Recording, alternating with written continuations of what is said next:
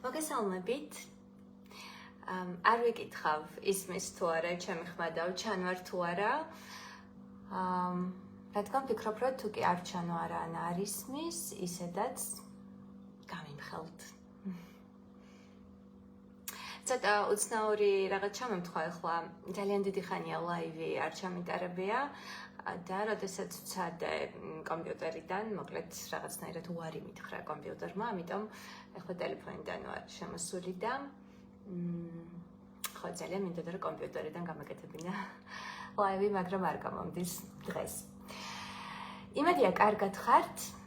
დღეს თვითრეგულაციის შესახებ მინდა რომ ვისაუბრო და პირველ რიგში ძალიან მაინტერესებს რამდენად იცით რა არის, რას ნიშნავს თვითრეგულაცია, რა ფენომენია ეს და რაში გვჭირდება პირველ რიგში ხო? ანუ რაში გვჭირდება რომ შეგვეძლოს თვითრეგულაცია.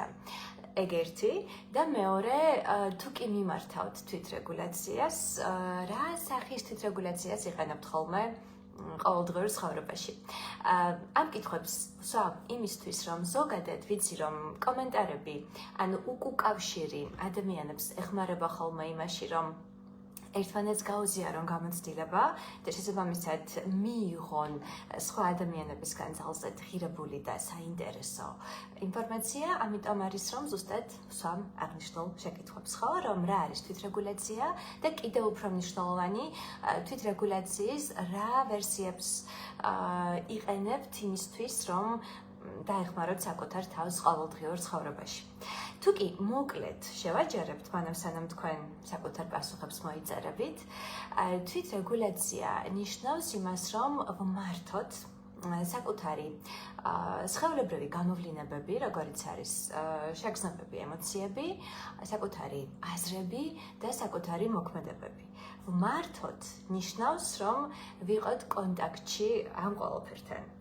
სამწუხაროდ საკმაოდ ხშირად მართვა აღიქმება ხოლმე დათრგუნვად ან ჩახშობად, ანუ იმად რომ ადამიანმა მოახდინოს აი ამ საკუთარი, მაგალითად იგივე სხეულებრივი გამოვლინებების ჩახშობა და დათრგუნვა. თუმცა თვითრეგულაცია არავითარ შემთხვევაში არ გულისხმობს რაღაცის დათრგუნვას.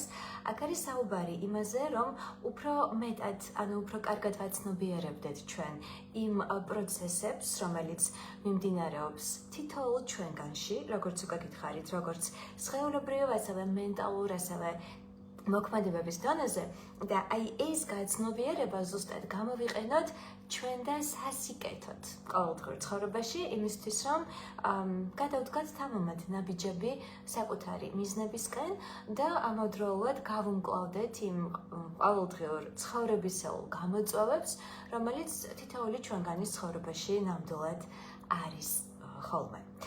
ესე იგი, რა არის თვითრეგულაცია? ჯერჯერობით არც ერთი თქვენგანის პასუხი არ მიმიღია, არც ის თუ როგორ და რა სახით იყენებთ თვითრეგულაციას თქვენ თვითონ ყოველდღიურ ცხოვრებაში და მინდა გითხრათ ის, რომ ნახეთ, თვითრეგულაციის უნარი, ან უნარი იმისა, რომ შეგვეძლოს აი ამ ყველაფერთან, რაც უკვე ახსენე, კონტაქტში ყოფნა, ზოგადად გვიყალიბდება ბავშვობიდან. და ბავშვობაში და ბავშვობიდან მოყოლებული ის თუ როგორ და რა სახით ჩამოგვიყალიბდება ეს უნარი ძალიან დიდად არის დამოკიდებული ალბათ მიხვდებით ვისზე, ესენი არიან პირველ რიგში ჩვენი მშობლები და განსაკუთრებით დედა. ანუ ფაქტობრივად დედა არის ის ფიგურა, რომელიც უზრუნველყოფს ერთგვარ თანარეგულაციას ჩვენი მდგომარეობის, ხო? ანუ დედა არის ის პერსონაჟი, რომელიც გვასწავლის იმას, თუ როგორ მოვახდინოთ შემდგომში უკვე თვითრეგულაცია. თუმცა, ნახეთ, რატომ ხდება ისე, რომ თანამედროვე დღეს ადამიანთა ძალიან ცოტა და პატარა ნაწილი ახერხებს თვითრეგულაციას კარგად. რატომ? იმიტომ, რომ თუ კი გავიხსენებთ იმას, რომ რამდენად შეეძლოთ თავად ჩვენს მშობლებს და იმ ზრდასრულებს, რომლებიც იყვნენ ჩვენს ირგვლივ ბავშვობაში, საკუთარი მდგომარეობის თვითრეგულაცია, იმისთვის რომ შემდეგ მათ ეს ყველაფერი ესწავლებინათ ჩვენთვის, ხო? აი ესეც საინტერესოა ვფიქრობ ეს შეკითხვა, რომ თუ კი დაფიქრდებით, რამდენად ახერხებდნენ თქვენი მშობლები, განსაკუთრებით დედა და არა მხოლოდ მშობლები, არამედ კიდევ ერთხელ განმეორდები ის ზრდასრული ადამიანები, რომლებიც დიდი დოზით იყვნენ თქვენს ირგვლივ, ეს ადამიანები რამდენად ფლობდნენ თვითრეგულაციის უნარს. რადგან თუ კი ისინი არ ფლობდნენ ამ უნარს თავად, ძალიან უცნაური იქნებოდა, რომ მათ ეს უნარი განავითარებინათ წარმატებით ჩვენში, ხო? ანუ უცნაური იქნებოდა, რომ მათ ჩვენთვის კარგად ესწავლებინათ ის თუ როგორ შეიძლება მოვახდინოთ შემდგომში უკვე ჩვენივე თვითრეგულაცია. ანუ გამოდის, რომ ერთი თაობა ასწავლის ამას მეორე თაობას, მეორე მესამეს და ასე შემდეგ, ხო? და თუ კი გავითვალისწინებთ იმას, რომ აი გაცნობიერებლობის დონე ელემენტარულად საკმაოდ დაბალი იყო წინა თაობებში, გაცილებით დაბალი სხვათა შორის, ვიდრე ახლა არის, თუ კი ჩვენ ვისაუბრებთ საკუთარ თავთან დამოკიდებულების შესახებ, ანუ ამ კონტექსტში თუ კი ვისაუბრებთ გაცნობიერებლობაზე, იგივე შეგვიძლია ვთქვათ ზუსტად თვითრეგულაციაზეც, რომ დღესდღეობით ადამიანთა გარკვეულმა ნაწილმა ცხადია, უფრო კარგად იცის, როგორ მოახდინოს თვითრეგულაცია, ზუსტად იმ გაცნობიერებლობის ხარჯზე, რომელსაც ეუფლება ყოველდღიურ ცხოვრებაში, თუმცა ასევე არიან ადამიანები, რომლებიც ჯერ კიდევ აგრძელებენ ცხოვრებას გაუცნობიერებლად, ამიტომ აი ეს თვითრეგულაციის უნარი მათ ცხოვრებაში ჯერ კიდევ საკმაოდ დაბალია. მოკლედ, როგორები იყვნენ თქვენი მშობლები, ანუ რამდენად გამოსდიოდათ კარგად თვითრეგულაცია. აი, მარიკამ დაგვიწერა ზუსტად პასუხი, რომ პრინციპში რაც თქვი, ხო, რომ ეს არის უნარი, საკუთარი ფიქრები, ემოციები და ქცევები მართო. ანუ ფაქტობრივად, თუ კი ჩვენ არ შეგვიძლია თვითრეგულაცია, გამოდის, რომ ჩვენ გავართ მაწყვეტილ ფოთოლს, რომელსაც ქარი თავის ჭკუაზე, აი ესე დაგვაფრიალებს აქეთ-იქით, ხო? ქარი ამ შემთხვევაში შეგვიძლია წარმოვიდგინოთ, რომ არის ჩვენი ყოველდღიური ცხოვრება თავისი გამოწვევებით თურთ. ეს იგი აზრები, შეგრძნობები, ემოციები და მოქმედებები. ანუ სამი რამ, რასთან ურთიერთქმედებაც ძალიან მნიშვნელოვანია ეკოლოგიური სახით, რომ ეს ყველაფერი გამოვიყენოთ ჩვენ და სასარგებლოდ ყოველდღიურ ცხოვრებაში. ეხლა ნახეთ, ძალიან საინტერესოა ისიც თვითრეგულაციაზე, როცა ვსაუბრობთ, რომ განვასხვაოთ ერთმანეთისგან, რისი მართვა და კონტროლი შეგვიძლია ხოლმე აი ამ სამივე სფეროში, ხო, როგორც არის აზრები, ემოციები, შეგრძნებები და მოქმედებები და განასხვავოთ ეს ყველაფერი იმისგან, რისი კონტროლიც პირიქით არ შეგვიძლია. იმიტომ რომ თუ კი აქ გვექნება აღრევა და ჩვენ დავიწყებთ მცდელობას, რომ ვაკონტროლოთ ის, რაც ფიზიკურად არაკონტროლირებადია, ან პირიქით არ ვაკონტროლოთ ის, რაც კონტროლირებადია, ნუ ისევ და ისევ გამოდის, რომ რამდენად შევძლებთ საკუთარი მიზნებისგან სრულფასოვანი ნაბიჯების გადადგმას. მოდით აი დაფიქრდით, ახლა დავსვავ ერთ-ერთ კითხვას და ვიმსჯელოთ, ხო? რამდენად კონტროლირებადია თუ არაკონტროლირებადი. მე არაერთხელ მსმენია სხვადასხვა ადამიანისგან, არ აქვს მნიშვნელობა ეს კაბინეტში იქნება თუ კაბინეტის ფარგლებს გარეთ, ნუ ზოგადად, რომ მაგალითად ადამიანს გაუჩნდა ვნება რომელიმე სხვა ადამიანის მიმართ და ის ცდილობს, რომ ეს საკუთარი ვნება ჩაახშოს და თვლის, რომ მე ამას არ უნდა ვგრძნობდე იმ სხვა ადამიანის მიმართ, ხო? ანუ მისთვის დაუშვებელი არის ეს კონკრეტული ვნება იმ რომელიღაც ადამიანის მიმართ. მე დაგისვათ შეკითხვა ახლა, რომ როგორ გგონიათ, რამდენად შეგვიძლია ჩვენ რომ ვმართოთ ის, რომ ვნება არ გაგვიჩნდეს, ну აი ვიღაც კონკრეტული ადამიანის მიმართ. ნახეთ, კითხვა ეხება უშუალოდ აი ამ ვნების გაჩენას. რამდენად შეგვიძლია რომ ვმართოთ ის, რომ ეს ვნება არ გაჩნდეს, როგორც გითხარით, კონკრეტული ადამიანის მიმართ. როგორ გონიათ? ანუ შესაბამისად, თუ კი ვილაპარაკებთ თვითრეგულაციაზე, ძალიან მნიშვნელოვანია განვასხვაოთ, ხო, ერთმანეთისგან შეგვიძლია ამ ვნების არ გაჩენის მართვა, თუ არ შეგვიძლია. იმიტომ რომ თუ კი ეს ფიზიკურად არ შეგვიძლია, რადგან არაბუნებრივია, გამოდის, რომ ჩვენ ძალიან დიდ დროს და რესურსს დავხარჯავთ იმაში, რაც ფიზიკურად არ შეიცვლება, ხო? და რადგან აქამდე არ მივიღეთ თქვენი პასუხი და არც მიკვირს, იმიტომ რომ აგვისტოა, პლუს ამდენი ხანია არ შემდარბია ლაივი, გეტყვით, რომ ჩვენ ფიზიკურად არ შეგვიძლია, ვერ შეგვიძლია ვმართოთ ის თუ ვის მიმართ გაგვიჩნდება ვნება, ხო? ანუ ის რომ შეიძლება ვნება გაჩნდეს ისეთი ადამიანის მიმართ, რომელიც არანაირად არ განიხილება ჩვენს მიერ პოტენციურ პარტნიორად, ანუ ამ ვნების გაჩენას ჩვენ ვერ ვაკონტროლებთ. ოღონდ რისი კონტროლის ჩვენ შეგვიძლია არის ის, რომ რას ვიზამთ მას შემდეგ, რაც ეს ვნება გაჩნდა, ხო? ანუ ფაქტობრივად კი ეს ვნება, რომელიც გაჩნდა, შეიძლება არ სიამოვნებდეს, შეიძლება ეს ის არ იყოს, რაც მინდა, თუმცა ის რაც ნამდვილად შემიძლია მეც და თქვენს არის, რომ ვმართოთ ჩვენი შემდგომი ნაბიჯები, ანუ ვმართოთ ის თუ რას ვიზამთ ამ ვნების გაჩენის შემდეგ, ანუ რამდენად გადავიტანთ უკვე აი ამ შინაგან მდგომარეობას მოქმედებაში, ხო? მე მგონი განსხვავება საკმაოდ თვალსაჩინოა, თუნდაც ამ მაგალითში, ის რომ თუ კი ჩვენ ვეცდებით ამ ვნების არ გაჩენას, რომ ფაქტიურად კედელს ცერცვი შეაყარე რომ გვაქვს ქართულში, დაახლოებით ამით ვიქნებით დაკავებულები, ხო? ესე რომ განსხვავება იმისა, რომ რისი მართვა და კონტროლი შეგვიძლია და რისი არა, როგორც გითხარით, უმნიშვნელოვანესი შემადგენელია თვით რეგულაციისა. ზოგადად თვითრეგულაციის პროცესში და ამის სწავლის პროცესში ძალიან მნიშვნელოვანია, რომ საკუთარ თავს მივუდგეთ ხოლმე ერთგვარი თანაგრძნობით, გაგებით, მიმღებლობით და არ ვიძალადოთ საკუთარ თავზე, რომ გინდა თუ არა აუცილებლად და ძალიან სწრაფად უნდა გამოგვდიოდეს მაინც და მაინც ეს თვითრეგულაცია. რადგან როგორც თავიდან ვთქვი, ეს თვითრეგულაცია ზოგადად არის უნარი და ისევე როგორც თითოეულ უნარს, ამასაც სჭირდება ცხადია წყლის დასხმა, ანუ თანდათან განვითარება იმისთვის, რომ ის გაიფურჩქნოს, ხო? ასე რომ თუ კი ყოველდღიურ ცხოვრებაში, თუნდაც დღეიდან, ხვალიდან, ზეგიდან, აი არ ვიცი, უახლოეს პერიოდში თქვენ დაიწყებთ პატარა ნაბიჯების გადადგმას იმ კუთხით, რომ თქვენში აი ეს უნარი თვითრეგულაციის თანდათან განავითაროთ, ცხადია რომ რაღაც პერიოდის შემდეგ, აი მაგალითად მომავალ ზაფხულს, რომ გადმოხედავთ საკუთარ ყოველდღიურობას იმ ჭრილში, რომ აი რამდენად კარგად მაქვს თვითრეგულაცია განვითარებული ცხოვრებაში, აი საინტერესოა რა პასუხი გექნებათ ერთ წელიწადში, ხო?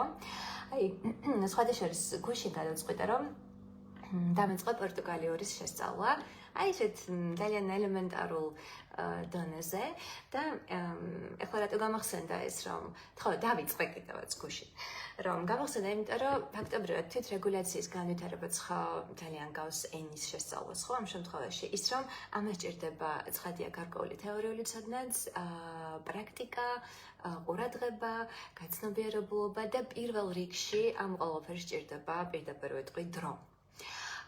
სექტემბრის დაახლოებით 20-ის შემდეგ დაიწყება ჯგუფი, რომელიც მიეძღვნება თვითრეგულაციას ზუსტად და რომლის სლოგანიც გადავწყვიტე, რომ იქნება ასეთი, რომ მოიცალე შენთვის.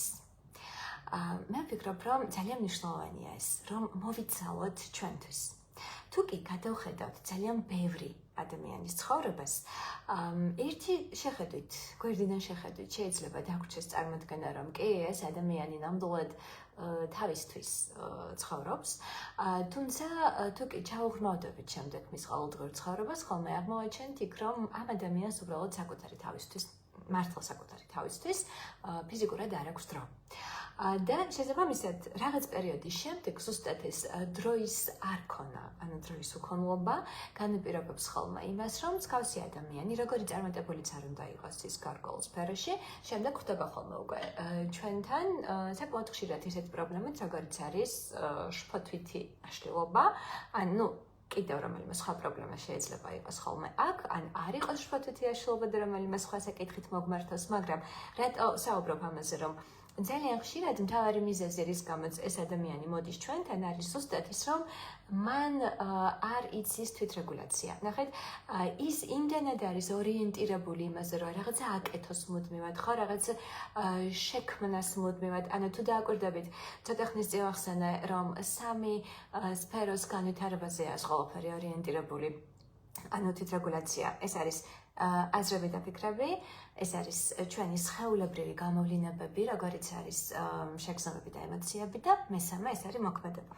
და ამ შემთხვევაში ეს ადამიანი, რომელსაც საუბრობ, გამოდის, რომ იმდენად არის გადავარდნილი მხოლოდ მოქმედებაში, რომ ფაქტობრივად ვერ ჩერდება, ხო? არ შეუძლია გაჩერება, არ იცის როგორ გაჩერდეს და ძალიან ხშირად ასეთი ადამიანებისთვის გაჩერება და პაუზა უდრის ხოლმე სიკვდილს, ანუ მისთვის ასოცირდება შეჩერება და პაუზა სიკვდილთან, ერთგვარი ტოლობის ნიშანი აქვთ ხოლმე დასმული პაუზასა და სიკვდილს შორის, ხო, რაც აბსოლუტურად არ ნიშნავს ცხადია ერთი მეორეს, მაგრამ მაინც. შესაბამისად, ნახეთ, რამდენ მნიშვნელოვანია, რომ ამ ადამიანმა ისწავლოს საკუთარი სხეულის მოსმენა. ანუ მოსმენა იმისა, რომ მაგალითად ელემენტარულად დაიღალა, ხო? იმიტომ რომ თუ კი ამ ადამიანს არ შეუძლია საკუთარი სხეულებრივი სიგნალების ამოცნობა, გამოდის, რომ ის დაღლილობას შეამჩნევს უკვე იმ ფაზაში, როდესაც ფაქტობრივად გადაიწვა. ხო? აი ეს გადაწვის სინდრომი, რომელიც არის გავრცელებული დღეს საზოგადოებაში, სხვადასხვა ქვეყანაში, არის ფაქტობრივად შედეგი იმისა, რომ ადამიანები როგორ დავშორდით საკუთარ სხეულს, ხო? როგორ დავშორდით საკუთარ ბუნებას, საკუთარ ადამიანურობას აი ამ კონტექსტში და როგორ გვაქვს დამახინჯებული წარმოდგენები საკუთარი თავის შესახებ და ზოგადად რეალობის შესახებ, რომელსაც ვუსადაგებთ ხოლმე საკუთარ თავს, ხო? ამიტომ ძალიან მნიშვნელოვანია ის, რომ შეგვეძლოს, როგორც გითხარით, თვითრეგულაცია. ამლავის მიზანი არ არის, რომ ეს იყოს რაღაცნაირი ტრეინინგის ან პოდკასტის სახე მიეცეს ამ ყველაფერს. მინდოდა, რომ უბრალოდ პატარა ლაივი გამაკეთებინა აღნიშნული საკითხის შესახებ და ასევე დამეანონსებინა ჯგუფი თვითრეგულაციასთან დაკავშირებული, რომელიც იქნება ოფლაინ რეჟიმში და რომელიც, როგორც გითხარით, 20 სექტემბრის შემდეგ აიღებს სტარტს. მოიცალე შენთვის ასეთი სლოგანი ექნება, ანუ დევიზი, ანუ ლოზუნგი აღნიშნულ ჯგუფს და აი ეს პროცესი, რომელიც გაიმართება ამ ჯგუფის ფარგლებში, უბრალოდ ვინც არიცით გამცნობთ, რომ ეს პროცესი გაიმართება ძალიან უსაფრთხო, დაცულ და ამავდროულად მეგობრულ გარემოში, რომელიც იძლევა იმის საშუალებას, რომ მოხდეს აი ფსიქოთერაპიაში ამას ვეძახით ხოლმე კონტეინირებას, ზუსტად კონტეინერი, ხო იცით რაც არის, ხო?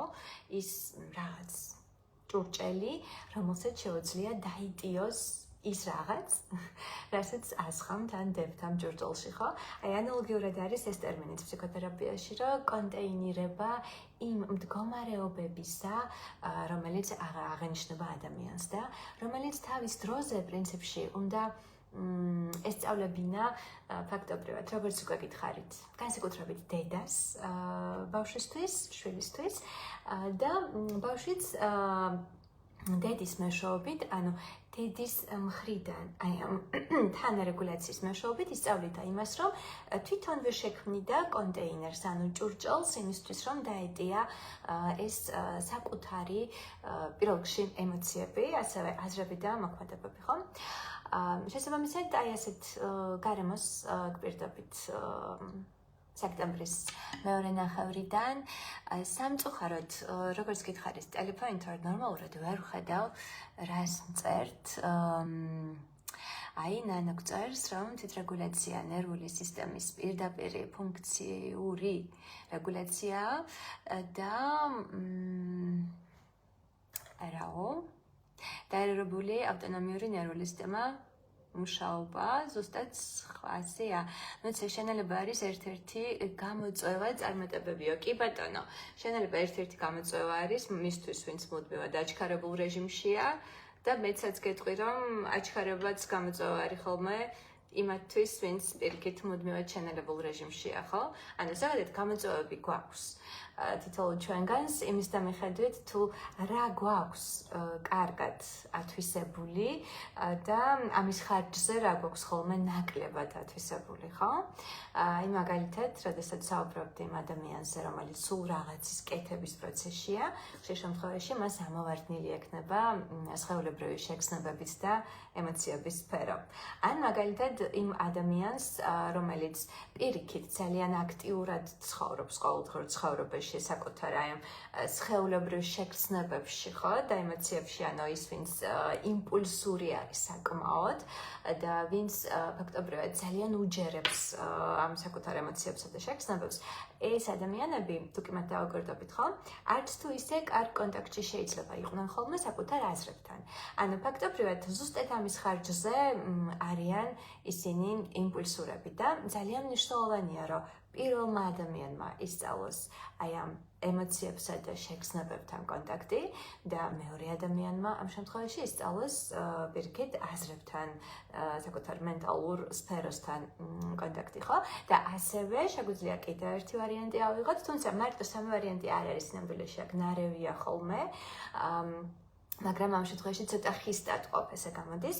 კიდევ ერთი ვარიანტი, როდესაც ადამიანი შეიძლება ძალიან კარგ კონტაქტში იყოს საკუთარ აზრებთან, საკუთარ ემოციებთან, შეგრძნებებთან, თუმცა არ მოქმედებდეს, ნახეთ?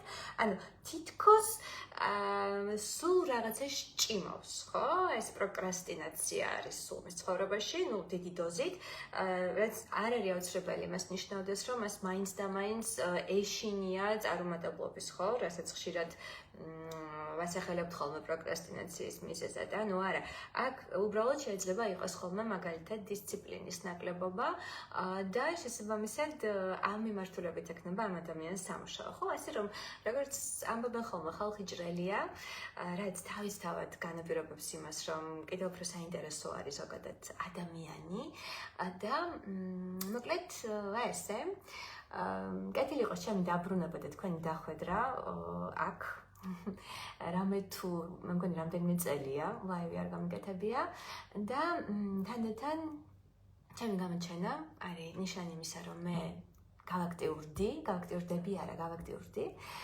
ასე რომ უახლოეს პერიოდში უკვე შემოგთავაზებთ იმას თუ რისი გავლა შეგიძლიათ, რაში შეგიძლიათ მონაწილეობის მიღება და ასე შემდეგ, ხო, როგორც ზოგადად ჩვეოდა მთელი ამდენი წლის განმავლობაში. აბა მშვიდობიან საღამოს გისურვებთ და დროებით.